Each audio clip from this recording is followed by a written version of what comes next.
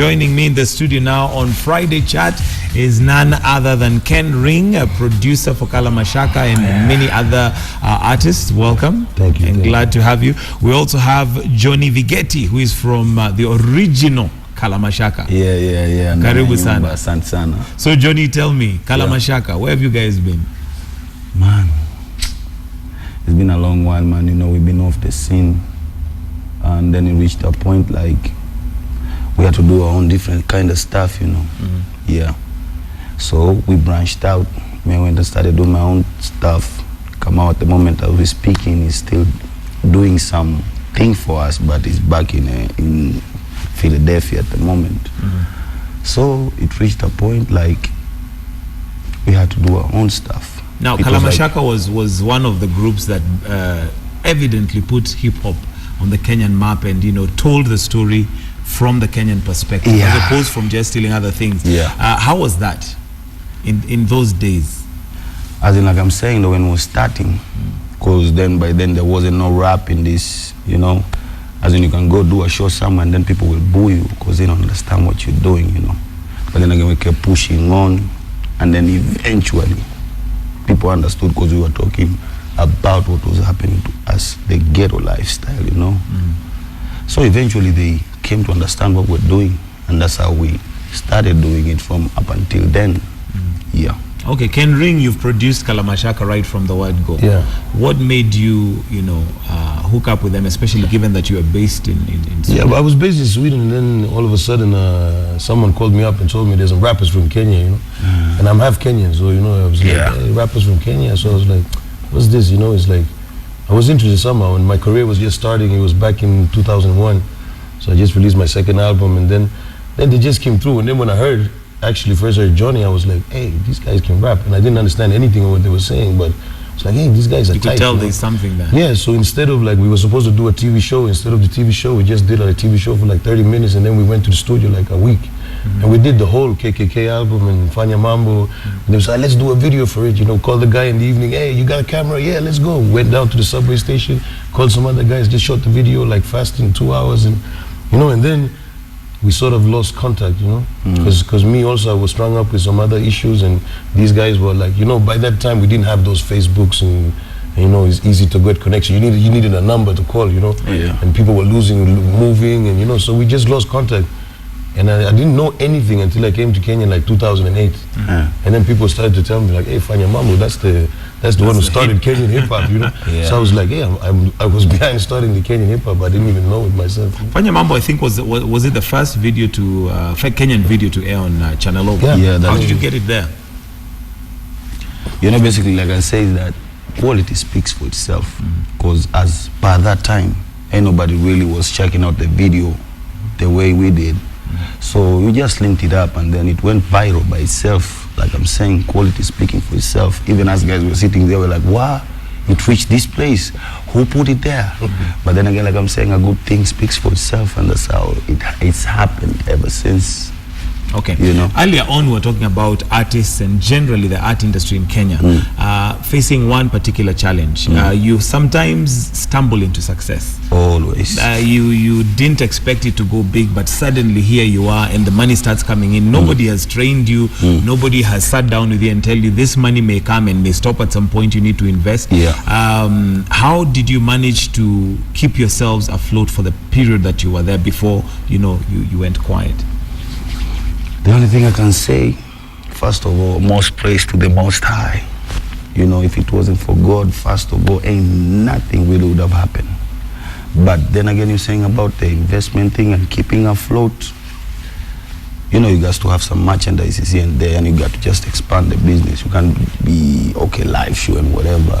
We started doing merchandising here and there. So it's like you're not doing show, but then there's some other side things you're doing. That's what is happening up until now. Because then, as you can see, it's been a long time. We've never been in the scene, but we're still keeping afloat. You know?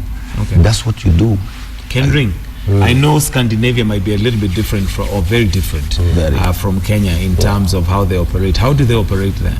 You know, okay, it's like in Scandinavia, it's more of a online thing. Like it started for physical sales. but then it went to online thing. Nowadays, streaming is like, the last time I checked with my record label, 99.8% of my money came from digital, you know. So today it's very digital, you know, phones are cheap.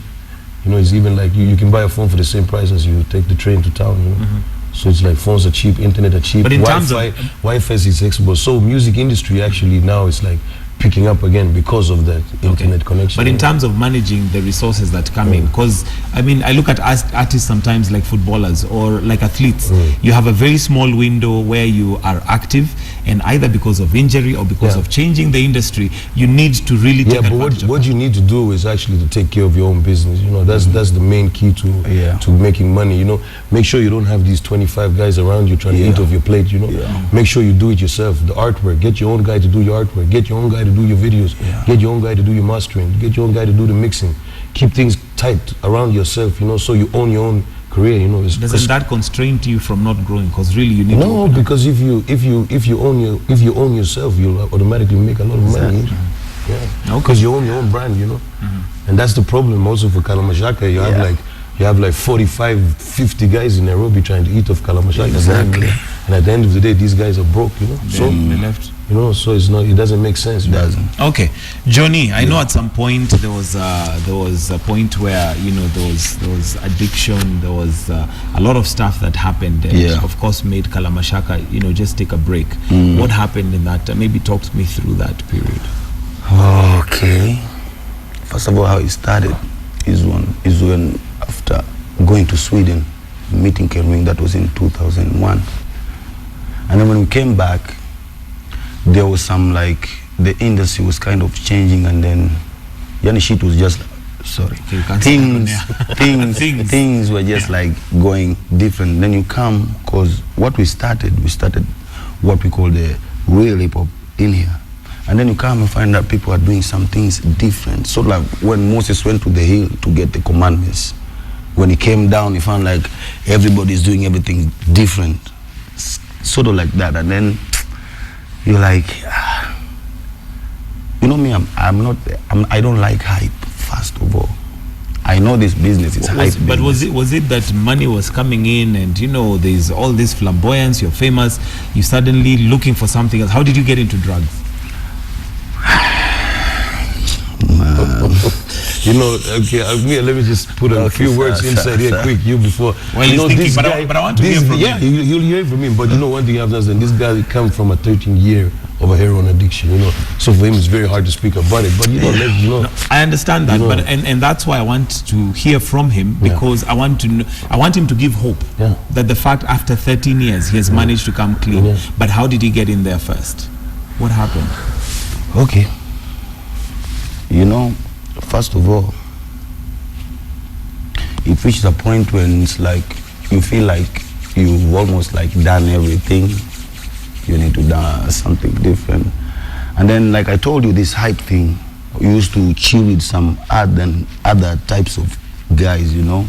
And then all of a sudden you come and look at them like this is just hype going on, and you really don't like hype, so you stay off. And then in the process you find some other kind of company. You know, first of all, company, you know, it's important. How did you, because you know sometimes it's a process that you get addicted, but what was the first thing that made you, let me try this? Okay. Your first high? By that time we used to be having a studio, that civil servant, Karibangi South there, it used to be called Andaki. So most of the time we used to be in the studio, you know, just doing our stuff. And then there's a guy, I have to say this. Okay. There's a producer of mine called Cheese and Brain, you know. He's from Bongo, and he already started doing it in Bongo. So he comes to in the studio. We used to just lock ourselves in the studio, we do our stuff, not even no outside going or anything. And then it's like, yeah, we're here, we do. Us guys, when we started doing it, because I tell you, from Cheese and Brain, that producer of mine, he's the one who started it, and then we are in the studio. Okay, why not we try? And weren't you scared? No, because we were working. It's not like you're doing it and then you just like, no. We're working, we're there like 48 hours, no sleep, even 62 hours, no sleep. That's what we were doing it, because we didn't need no sleep. We just needed to work. But then eventually that's when it, You got addicted. yeah, because I wish I knew the repercussion, then I would have done it. But initially we were doing it because of work. Because we guys, we don't like sleep that much. And it sort of like killed the sleep. At what point did you realize that now you're addicted? It's no longer just for fun. That's like after 3 years in that thing, then, you know, eventually, as in initially you didn't know about the morning sickness. That's why I'm saying, at least if you knew in advance that this how it's going to end, then you would have tried it in the first place. So at first it was just like, hey, let's get this, let's do this, and then eventually it gets you your body, and then you start feeling the morning sickness. That's when you have to do it. It's a must for you to do it. And that's how it started going wild, you know. Okay. Is that part of the reason why Kalamashaka, you know, could not? That's the only reason. That's the only reason. Because I'll be honest with you, I'm not bragging, but everywhere I go, people be like, yeah, Johnny, yeah, Johnny, yeah, Johnny. So basically, you take Johnny out, then nothing is moving. Nothing happens. And that's how it happened. Okay, Ken, did you know that they were suffering and going through this? Yeah, you know, like I always said, like I wanted to do a solo album with Johnny because I considered him like the best rapper out of Kenya all these years. So I tried. I came back 2008 when I bought my land in Mombasa. I came back 2008. I found him. I grabbed him from the slums in Nairobi, took him down to the coast. We tried for 2 months, and then, you know, and then issues happened for him. You know, when you quit a hard drug, it's very, what do you say? Like if something happens during that period when you're quitting, it's very easy to take a step back and go at it again. You know. Yeah. So something happened. So we were supposed to start the solo album, and then something happened, and we just did one song, and then he's like, "Ken, let me go back to Nairobi. You know, I can't quit right now. You know, it's too much. It's too painful. You know." So he went back, and then I came back now 2014. We had communication. Like I met in Nairobi one day, have some beers, what, and just chilled out. And then now I came back 2014, and then I just told him, Johnny, is either you die, you know, is either I find you dead and I go to your funeral, or you come clean, Snap you know? out of this. So then I had to grab him, you know, I had to take him and I had to lock him in the house, you know. That's what we did. So we found a house, even in fact it was in Tala. Yeah. So we went, I took a house there, I rented a house, put everything like mattresses, things for him and everything. Then I just told him, man, I'm going to Europe.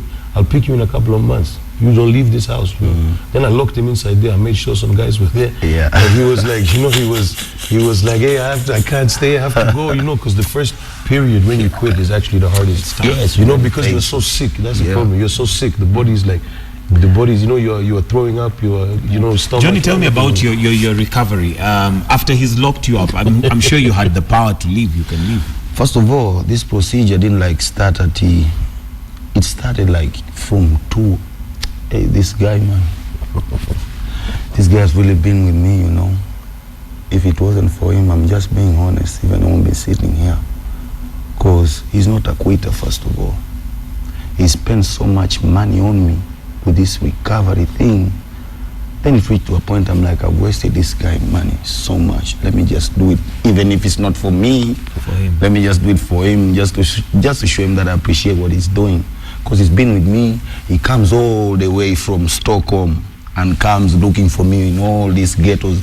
People eating money off him, like, yeah, I know I can get Johnny, just you give me this much, I get him for you. Then in the end, I'm like, yo, Ken was here, you didn't see him? No. But then again, then it reached a point, it was like, yo, we sat down. Still, I was high that time. Then we sat down and then he spoke to me. Man-to-man talk. Like, Johnny, listen, man. You know, there's no option in this thing. Because, you know, with this drug thing, eventually it's an expensive habit. A place where you have to use like 8,000, 12,000 daily. Then it becomes an expensive habit. It reaches a point where you used to get the legal money, then you have to get illegal money. And that way it goes start robbing people and stuff like that. He's even taken me out of jail 3 times. Yeah. At what point did you ever reach a point where you felt I need to stop this for you? That's what I'm saying. John. It reached a point, we sat down, and then he was like, look, so far you've done this up to here. You mean all this stuff is just gonna get lost like that? Just like that. Just like that. All that sweat we put, all those years is just gonna get lost like that. Then I'm like, so what? He's like, listen, there's an option. You either choose this and remove this, or you choose this. The next thing is either jail or you're gonna die. Okay. It really made me think a lot about that thing. At one point also, you know, after being so many years in that addiction, you know, you lose everything around you. Exactly. Right? You know, family, kids. Okay, let's now move on and bring in some hope, because there's Mr. Vigeti. Yeah. The song that's, you know, was your comeback song that, you know, sort of came back. Tell me about the song. No, he'll tell you because it's about him, you know. Tell me about the song, Mr. Vigeti. Yeah, Mr. Vigeti, basically that's after me and him sitting down and coming up with a structure. So it was like, okay, we're doing an album, and this is gonna be the first single off the album. As in, let's start something, let's get serious. And first of all, before even recording the Mr. Vigeti guy, we have to get you clean. So the guy gets me cleaned up, and then we started doing this.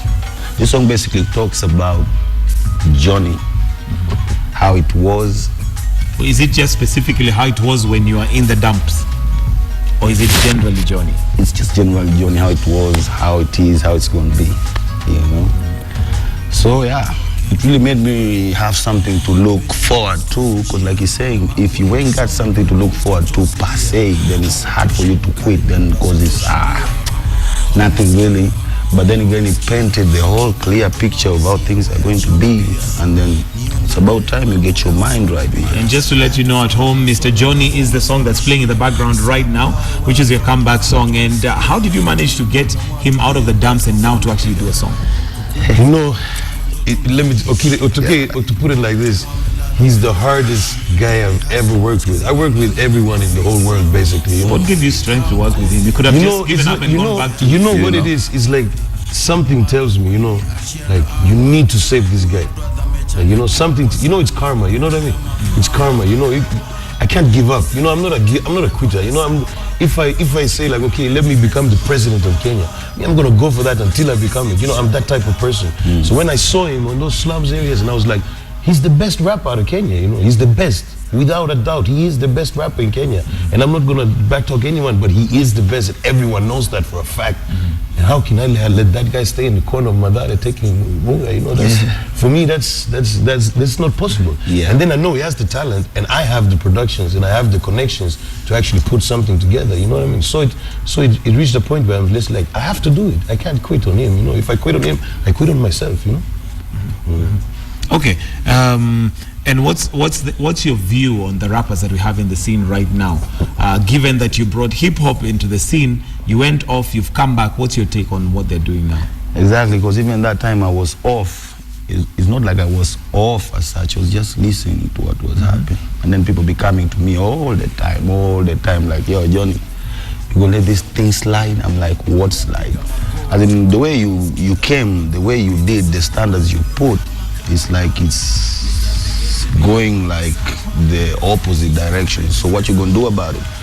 I'm like, nothing really. Let them just do their thing, because everything happens for a reason, and there's a timing for everything, you know.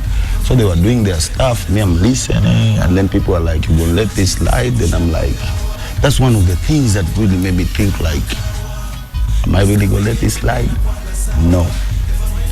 And then I started thinking about like music. I was where I was, but then I'm with people, but I'm by myself, thinking like, in the world of your own. Yeah, as in, really, we're gonna let this slide? As in, I'm just gonna chill and relax with these guys and forget I ever did this thing? And then in the process of me thinking like, so then here he comes. That's why I'm saying everything. Work together. God works. All right, let's talk about the new song. Yeah. Tell me about it, Okay. Ken. Me, I'm gonna say like this album. First of all, this album is okay. Maybe before you talk about the song, maybe we'll have a listen to it. The director tells me that we have it queued. So here's the brand new song from Mashaka. Johnny Vigeti. Yeah. Johnny Vigeti. Yes. Yeah. So, guy.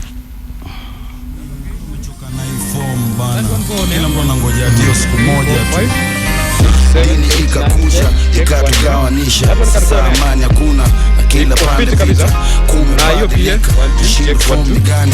Hata kipande sina, nauliza home ni gani? Nataka spande kichwa, pitisha dom ni sani. No brother mpate picha, nilazwe hospitali. Mimi nipata picha, royani hot ni kali. Inatatanisha, na misi sote ndani. Bado tunaishi enzi za utumwa, nikimeditate mambo ya kishenzi ya kikuma. Venye hiyo form yendi fresh yani uma. Nusweti mwana jeshi tajituma. One day vako flani na Agostani. Serikali imeleta msako mtani. Usijipate hapo ndani, eti unaambia afande hapo mwani. Siku moja masela tutaishi fresh. Siku moja kwenda jela makudeli. Siku moja kwenda peras meji seti. Siku moja masela tutaishi fresh. Siku moja kwenda jela makudeli. Siku moja kwenda peras meji seti. Siku moja mi nataka zangu, mi staki zao. Kifo tu pekee ndo naweza kuni stop me now. Originate, story za kukope hao. Nashindwa flow gani taleta more money. Mambo igongani, nweze kuwa na best home yani. Kuna kulala, watu utafuna mishara. Na kuna inshallah ya kutafuna ni msala. Ukizubaa we watakuta ni fala. Edha uwe na ama una inshallah. Kumamaki ukipenda kubaa. Imefika mida masela tukaa sake. Ama iwe shida kwa jela tokaa make. Kama umeshiba so beda tutaanzaje? Man tutaanzaje?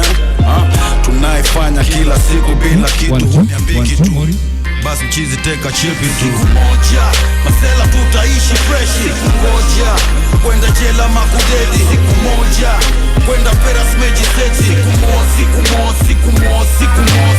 moja masela tutaishi fresh. Siku moja kwenda jela makudeli. Siku moja kwenda peras meji seti.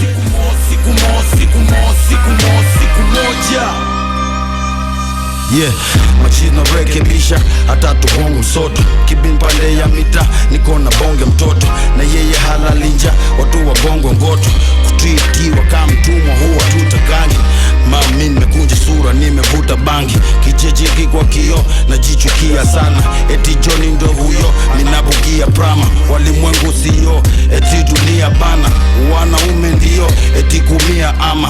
Kwa sasa tutu zero, tushaumia sana. Ama mulize mliro, tumetulia jamaa. Kusema kweli man, tumetulia jamaa. Hakuna kitu mi naweza fanya. Indipose tu lakini natengeza mwanya. International, si tuna hustle now. Ni mikasa kwa wiki bidi ni risasi plow. Siku moja masela tutaishi fresh. Siku moja kwenda jela makudeli. Siku moja kwenda peras meji seti. From a brand new album, Mr. Vigeti, that is the song Siku Moja, playing for the very first time ever on the launch right here on the Morning Express. And with me is Johnny Vigeti and Ken Ring. Johnny, tell me about this song. What's the inspiration behind the song? Okay, basically like the song speaks for itself. First of all, Siku Moja. Siku Moja, one day. Even for starters, the way we are here, everybody's just looking for that one day when things are going to be right, you know. So basically, Siku Moja, people are really hustling. The way, why are you hustling? You're hustling because of that one day where you're going to, and she like, yeah, I came from somewhere. Waiting for that Siku Moja. Yeah, I made something out of myself. And basically, like I told you, people understand Swahili and the song speaks for itself. So, Siku Moja, things are going to be right. Because in the chorus say, Siku Moja, masela tutaishi fresh. As one day, we're going to live nice. Siku ngoja, as in not waiting either to die or to go in jail. As in eventually just keep your hustle on and keep your mind right, and then things just gonna work out, because at the end of the day, God helps those who work themselves, you know. So okay. Basically, yeah. Ken, this song is just one song out of a whole album. Tell me about the album, Mr. Vigeti. Okay, I would say like, okay, first of all, people think that the things that we're putting out now, this Mr. Vigeti, Siku Moja and all the things, is like, okay, now this is the official singles where we want to get the radio plays. And it's not. No. This is like the bottom songs of the album, as I see it.